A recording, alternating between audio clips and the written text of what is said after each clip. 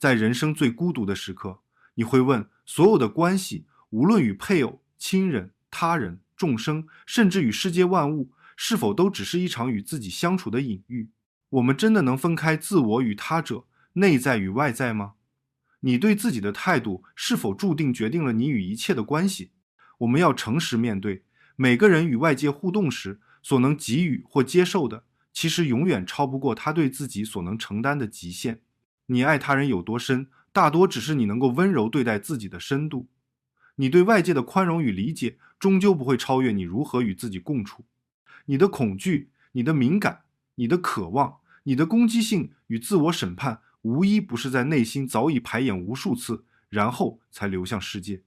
你如何评价、呵护、苛责自己，也正决定了你与万物互动的方式。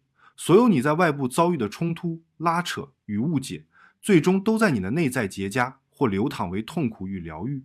然而，说一切都是与自己相处，并不意味着自我是孤立的主体。你以为那个中心的我很坚实，其实它只是一切经历、文化、关系、语言、他人目光和世界事件不断交织的结果。你的自我认同是父母、家庭、朋友、爱人，甚至整个社会镜像里无数片段的临时组合。你对自我的认识始终在与他人的碰撞与照见中重写。所以，关系的本质是否最终是与自己相处，这既对又不全对。你如何与自己相处，会深刻决定你能否真诚地与世界、与他人、与万物相处。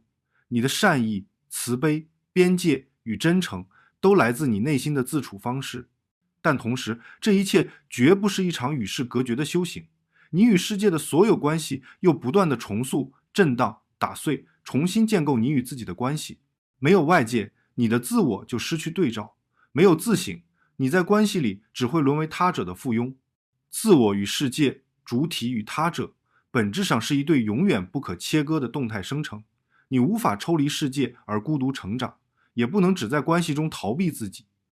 只有在无数次靠近与疏离、接纳与冲突、创造与崩溃里，你才可能逐渐体会到自己与世界的真正边界和共生。真正的自处不是把自己筑成堡垒，真正的连结也不是彻底失去自我。你如何对待自己，决定你能否对一切存在敞开温柔与真诚。你又如何在万物中磨练、碰撞、经历，最终反照成你对自己的理解与修行。你是你，也是世界，世界是你，也是众生。你与自己的关系如何，你与万物的关系亦如何。你在世界里的经历，也将不断重写你与自己的相处。